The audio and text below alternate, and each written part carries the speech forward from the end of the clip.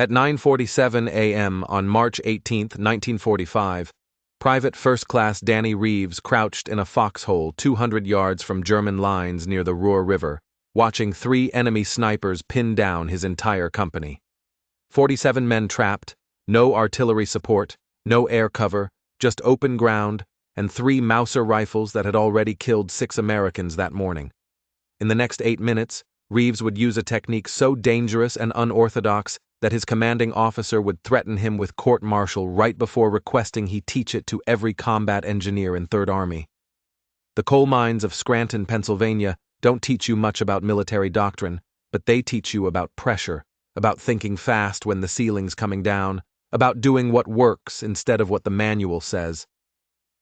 Danny Reeves learned those lessons at 14, following his father into the anthrate darkness every morning before school. By 16, he could set blasting charges with his eyes closed, calculating powder weight and fuse length by feel. The mined foreman called him reckless. His father called him efficient. The difference was, Danny understood that sometimes you had to break the rules to keep men alive. He enlisted 3 days after Pearl Harbor, turned 18 in basic training at Fort Belvoir. The Army looked at his mining background and made him a combat engineer. Seemed logical enough. Except Army doctrine for mine warfare had been written by men who'd never crawled through a collapsed shaft with 60 seconds of oxygen left. The manual said mines were defensive weapons. Plant them in fields, mark them on maps, create barriers, wait for the enemy to walk into them. Danny saw men die following that doctrine. February 12, 1945. Sergeant Mike Brennan led a squad to lay a minefield outside Duran. Textbook placement, proper spacing, everything by regulation. German mortars opened up while they worked. Brennan took shrapnel through the chest, died in the mud with a mine still in his hands. The field half finished and useless. February 23rd. Corporal Jimmy Hayes tried to clear a path through German mines for advancing infantry. Standard procedure. Probe with a bayonet. Mark each mine. Remove them one by one. A hidden teller mine detonated under his knee. The medics found pieces of him across 40 ft of frozen ground. March 3rd. Private First Class. Tommy Sullivan got orders to plant anti-personnel mines along a tree line. He argued with Lieutenant Mackey, said the Germans would just go around it, that they needed something mobile, something aggressive. Mackey told him to follow doctrine or face charges. Sullivan planted the mines. Germans bypassed them 6 hours later and overran the position. Sullivan took 3 rounds in the back trying to retreat. Danny knew Tommy. They'd bunked next to each other since Normandy. Tommy showed him photographs of his kid's sister every damn night. Talked about opening a garage together after the war, fixing Fords and Chevrolets in some quiet Pennsylvania town. After Sullivan's death, Danny stopped sleeping much. He started watching the German positions differently, not through a tactical lens, but through a miner's lens, studying angles, calculating risks, seeing opportunities where doctrine saw nothing. The problem was simple. American mine tactics were static. Plant them and pray the enemy walks into them. But the Germans were smart, experienced. They spotted minefield patterns. They went around. They sent out probe teams. They adapted faster than American doctrine could. Danny saw a different solution. Mines didn't have to be defensive. They could be offensive, aggressive, mobile. But saying that out loud would get you laughed at or worse. He tried once after Sullivan's death. Captain Rhodes was inspecting their position, and Danny approached him carefully, respectfully, explained that mines could be deployed during active combat, used to target specific enemy positions, delivered in ways the Germans wouldn't expect. Rhodes looked at him like he'd suggested surrendering. Private mines are defensive implements. We plant them according to field manual specifications. If you have concerns about tactical deployment, take them up with someone who cares about your opinion. Dismissed. That was the end of that conversation. But Danny couldn't let it go. Every patrol, every advance, He saw situations where a well-placed mine could break an enemy position faster than an entire artillery barrage. Bunkers that were impossible to flank. Machine gun nests protected by interlocking fire. Sniper positions too distant for grenades, but too close for mortar teams to risk. The regulations said mines were placement tools, defensive instruments. You dug them in, marked the map, and forgot about them until somebody stepped wrong. Danny knew there was another way, a dangerous way, an unorthodox way, a way that would probably get him court-martialed. But after watching Tommy Sullivan die for following the rules, Danny had stopped caring much about regulations. The problem was figuring out how to do it without getting killed in the process. He started experimenting in quiet moments, not with live charges.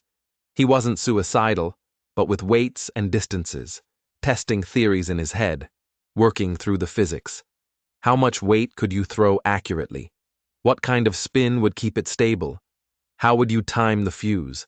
The M1 anti-tank mine weighed 20 lebi, too heavy for any kind of distance throw. But the shoe mine, the German shoe mine the engineers had started carrying as captured equipment, that was different.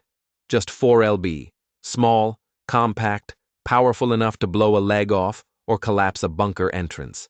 And if you modified the fuse just right, if you shortened it to burn fast, but not too fast, if you could throw it hard enough and straight enough.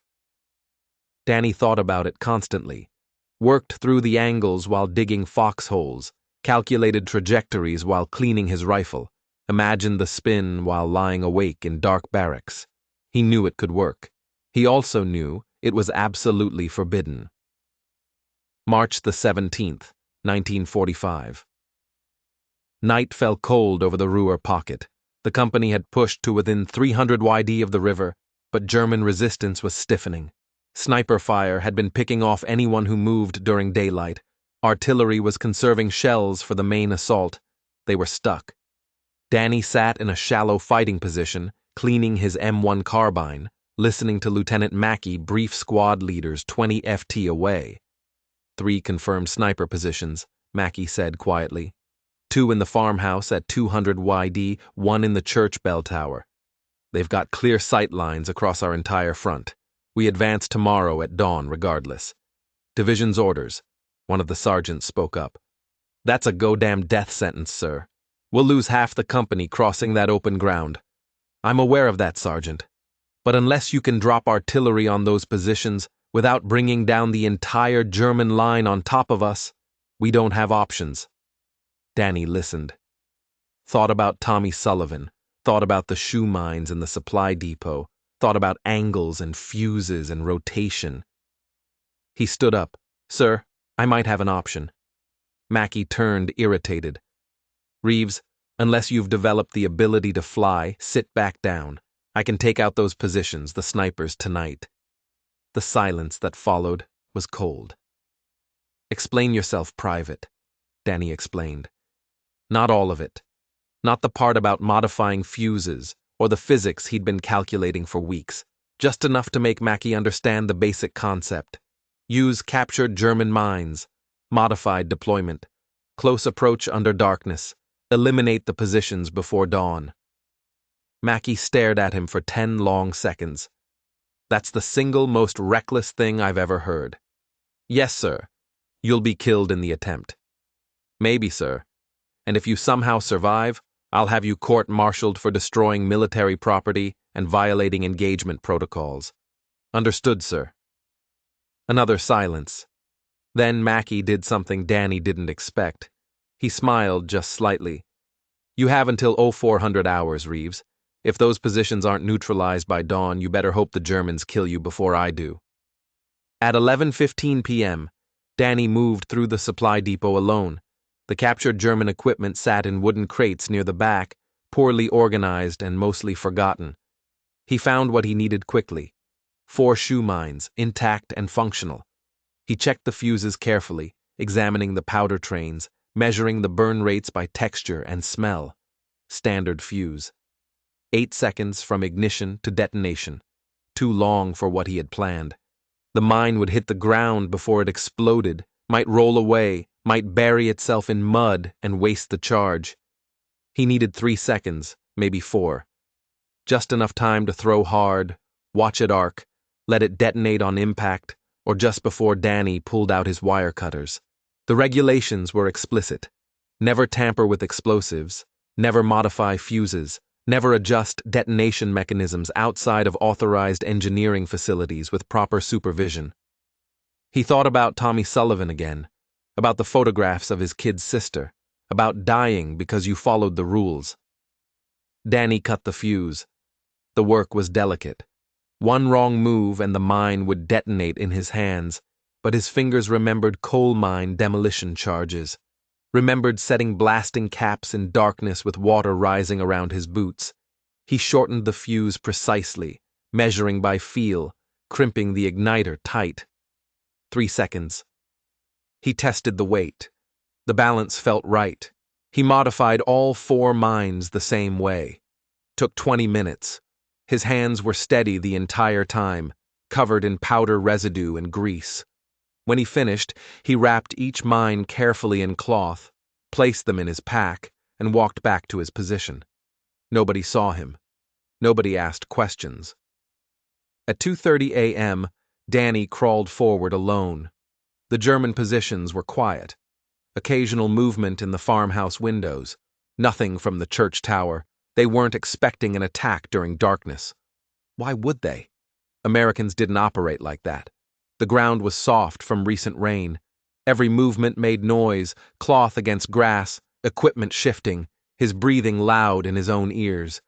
He moved slowly, painfully slowly, using every ditch and shell crater for cover. The air smelled like wet soil and distant smoke. It took 40 minutes to cover 150 yards. His knees ached, his hands were numb, but he reached a collapsed stone wall 50 yards from the farmhouse and stopped, catching his breath, studying the target. 2 windows, 2nd floor, sniper positions facing the American lines. He couldn't see them clearly, but he could see the rifle barrels occasionally catching moonlight. Danny pulled the first mine from his pack, unwrapped it carefully, found the igniter cord, his heart hammered. Not from fear, from anticipation. This was either going to work spectacularly or kill him spectacularly. Either way, it would be spectacular. He struck the igniter against a rough stone. It sparked, caught, started burning. 3 seconds. Danny stood, arm cocked back like a pitcher on a mound. 20 lbs of muscle memory from a childhood throwing rocks at rats and mine shafts. He focused on the window, calculated the arc, adjusted for wind. He threw. The mine spun through the darkness, a dark shape against darker sky. For one terrible moment, Danny thought he'd miscalculated, that it would fall short or go wide. Then it disappeared through the 2nd floor window. 2 seconds later, the explosion lit up the night. The blast was massive, louder than he'd expected, brighter, more violent. The entire upper floor of the farmhouse erupted outward. Wooden beams splintered, stone cracked. Fire bloomed from both windows simultaneously. Germans' voices shouted. Someone screamed. Danny was already moving, pulling the 2nd mine from his pack, igniting the fuse, targeting the adjacent window where he'd seen the 2nd rifle. He threw again. This one was perfect. Sailed through the window like a fastball, detonated inside the room. The 2nd explosion finished what the 1st had started. The roof collapsed inward. Flames spread fast through the old timber. Nobody was shooting from the farmhouse anymore. Danny turned toward the church. The bell tower was 180 yards away, too far for an accurate throw. But the sniper up there had heard the explosions, would be looking toward the farmhouse, trying to understand what happened. Danny ran, not toward the church, toward a drainage ditch that angled closer that would give him 60 yards of covered approach. His boots splashed through standing water. His breathing came hard. Behind him, German soldiers were shouting, organizing, trying to respond to the farmhouse explosions. He reached the ditch end, 90 yards from the church now, still too far. He crawled forward through open ground, exposed, vulnerable. If the sniper looked down, if anyone spotted him, he was dead. But everyone was looking at the farmhouse, at the fire, at the chaos. Danny reached a burned-out tractor 70 yards from the church. Close enough. He pulled the third mine, lit the fuse. The church bell tower was a tall target, narrow. The window openings were small. This throw would be harder than the farmhouse. Higher arc, more spin, longer flight time. Danny had thrown rocks at birds as a kid. Never hit many, but he'd learned the technique. He threw upward. Maximum force, perfect release. The mine tumbled through the air for 3 seconds. That felt like 30. Danny watched it rise, arc, fall. It went through the bell tower opening. The explosion blew out all 4 sides of the tower simultaneously. The bell itself rang once, a broken sound, then crashed down through the church roof. Flames erupted from the opening. The sniper never fired again. Danny stood there breathing hard, watching the fire spread. 3 positions, 3 throws, 3 successes. Then he heard footsteps behind him. He spun, reaching for his carbine, expecting German soldiers.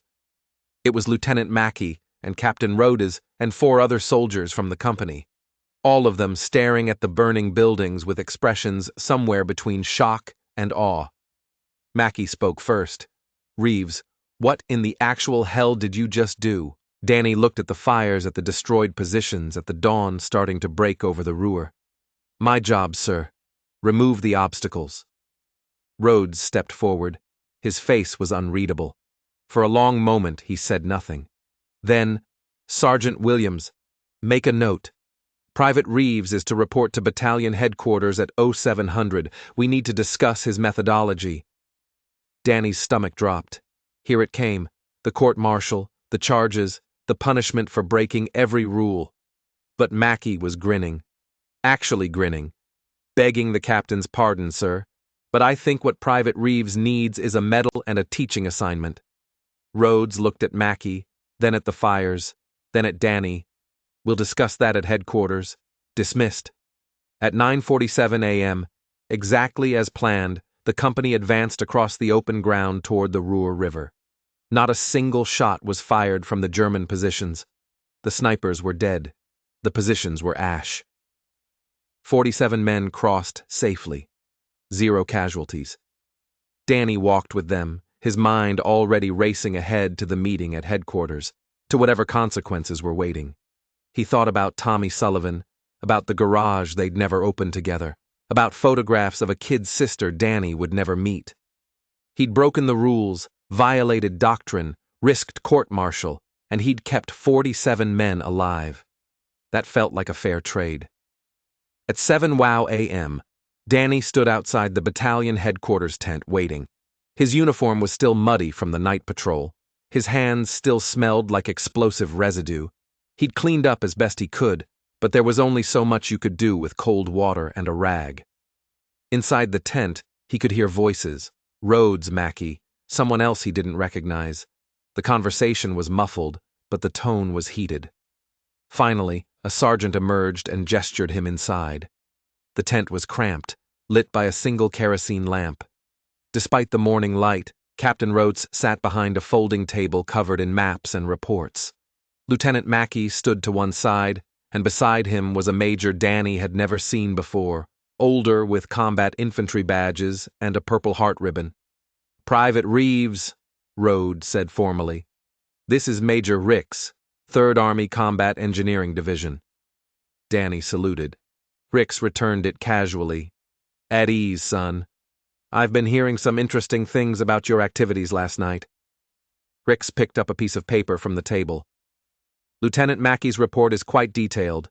3 enemy positions neutralized, 0 friendly casualties, method of engagement, modified German shoe mines deployed via manual throw with shortened fuses." Ricks looked up. "That about accurate?" "Yes, sir. You realize that tampering with explosive devices is a court-martial offense?" "Yes, sir. You realize that unauthorized use of captured enemy equipment violates multiple Army regulations?" "Yes, sir. You realize that conducting an unsanctioned night assault without proper authorization could be classified as abandoning your position?" "Sir, Lieutenant Mackey authorized you to neutralize the positions." He did not authorize you to modify explosives, violate safety protocols, or invent entirely new combat techniques that appear nowhere in any field manual written since 1918. Danny said nothing. This was going exactly as he'd expected. Rhodes spoke up. Major, if I may, Private Reeves saved 47 men yesterday.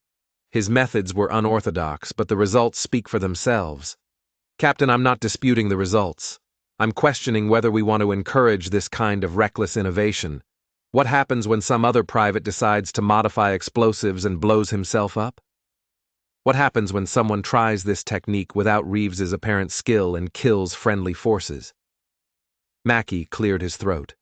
Sir, with respect, we've been using the same mine warfare doctrine since the Great War. Static deployment, defensive positioning, predictable patterns. The Germans have figured us out. They avoid our minefields. They bypass our defensive positions. Maybe we need some reckless innovation. Efris was quiet for a moment. He looked at Danny again, studying him.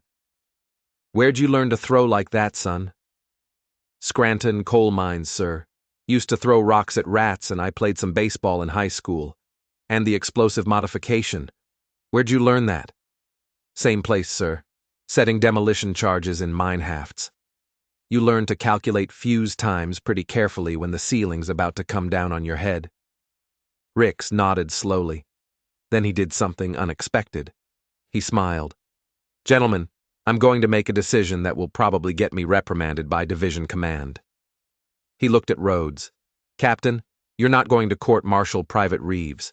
You're going to recommend him for promotion to corporal and assign him to training duties. Rhodes blinked. Sir, we're losing this war on innovation. Captain, the Germans have better tactics, better coordination, better adaptation. We're following doctrine written when nobody had ever seen a tank or a combat aircraft. If we want to win, we need men who think like Reeves here. Men who see problems and solve them instead of waiting for some staff officer in Paris to update the manual. He turned to Danny. Here's what's going to happen, Corporal Reeves. You're going to spend the next 2 weeks teaching your technique to every combat engineer in 3rd Army. You're going to demonstrate it.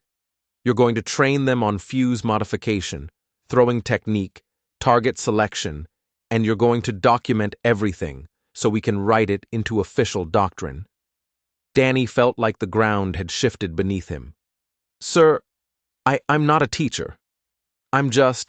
You're a coal miner who figured out how to kill 3 enemy snipers with captured mines and a good throwing arm. That makes you more qualified than half the instructors at Fort Belvoir. Hendrick stood. This is not optional, Corporal. You have 2 hours to write up everything you know about this technique. Lieutenant Mackey will assist. We're running the first training session tomorrow at Oro 900. Yes, sir. Atrix headed for the tent exit, then paused. One more thing, Reeves. Don't ever modify explosives without proper authorization again. If you have ideas about new techniques, you bring them to Lieutenant Mackey. First, if you freelance like this again, I will personally ensure you spend the rest of the war cleaning latrines in Casablanca. Clear? Crystal clear, sir? Rix left. Rhodes looked at Danny with an expression that was equal parts annoyance and grudging respect. Dismissed, Corporal. Get that training document written. Danny saluted and walked out into the morning sunlight, his head spinning. 2 weeks became 4. 4 weeks became 6. Danny stood in front of groups of combat engineers demonstrating the throat technique on a makeshift range, explaining fuse modification with careful precision, teaching target selection, approach tactics, safety protocols. The men were skeptical at first. This wasn't how mines worked. This wasn't doctrine. Then Danny would demonstrate. Light the fuse, throw 70 yards, hit a target window, watch it explode. The skepticism evaporated fast. By April, 23 combat engineers had mastered the technique well enough to deploy it in combat. By May, 48. The word spread through informal channels, engineer to engineer, company to company. Men who'd watched friends die to enemy positions they couldn't reach suddenly had a new tool. April 9th, Corporal James Donnelly used the technique to neutralize a German machine gun nest that had pinned down 2 infantry companies near Castle. 3 throws, 3 hits. 36 men crossed safely. April 23rd, Sergeant Paul Martinez destroyed a fortified observation post that had been directing artillery fire on American positions. 2 throws, direct hits. Artillery coordination collapsed. May the 2nd, Private Eddie Russo took out a sniper position in a bombed-out factory that had killed 11 men over 3 days. 1 throw, perfect accuracy. The sniper never fired again. The reports kept coming. Success after success.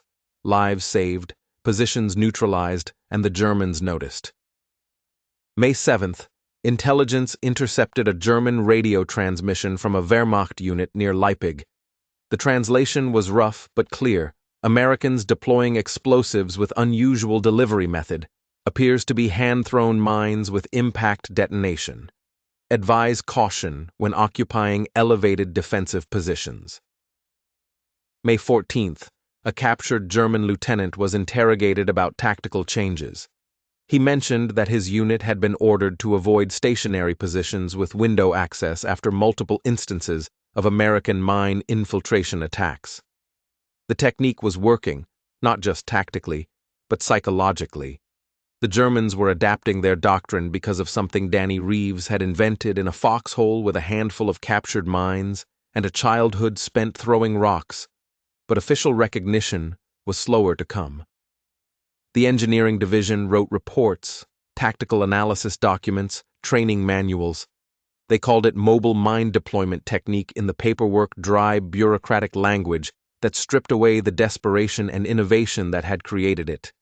Dye's just name appeared in exactly 1 paragraph of 1 report buried in an appendix.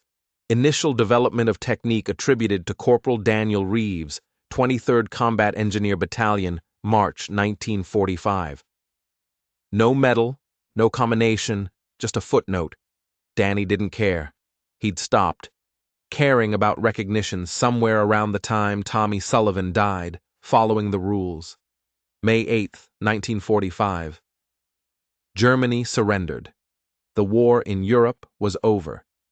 Danny stood in a dusty French town square with the rest of his battalion, listening to the announcement over a crackling radio, watching men celebrate and cry and get drunk on liberated Canac.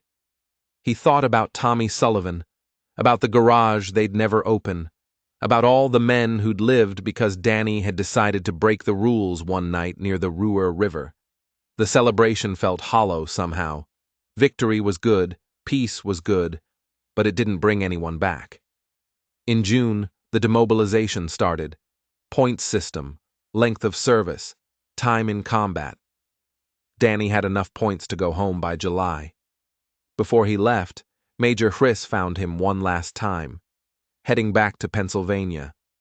Yes, sir. Scranton got a job waiting at the mine. You ever think about staying in?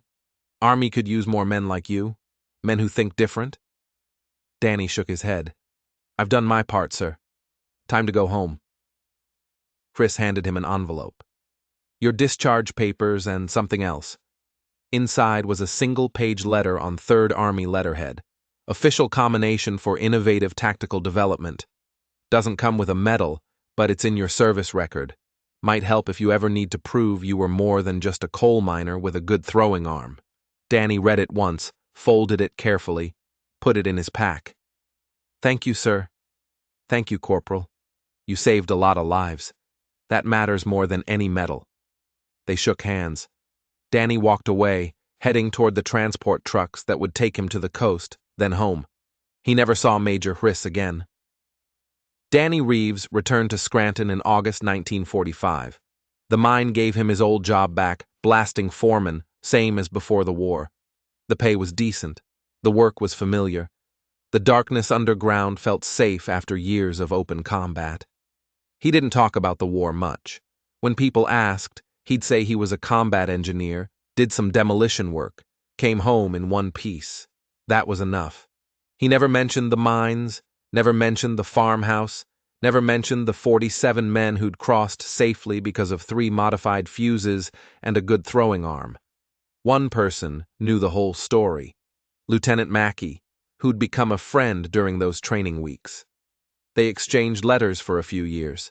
Mackie wrote about teaching engineering tactics at Fort Belvoir. Danny wrote about coal seams and blasting schedules. The correspondence faded eventually, as these things do. In 1947, Danny married a girl from Wilkes Barre named Catherine. They had 3 kids. He taught them to throw properly: rocks at targets, baseballs at strike zones. Never told them why he cared so much about technique. In 1952, the Army published an updated field manual for combat engineers. Section 7, Subsection C, Detailed Offensive Mine Deployment Techniques. The text was clinical, precise, stripped of personality. It mentioned accuracy requirements, fuse modification procedures, safety protocols. It didn't mention Danny Reeves. He wouldn't have cared anyway. He was too busy raising kids and setting demolition charges and living a quiet life in a Pennsylvania coal town. The technique spread beyond the Army. In 1954, Marine Corps combat engineers adopted a modified version for Pacific operations. In 1958, it was included in NATO training protocols.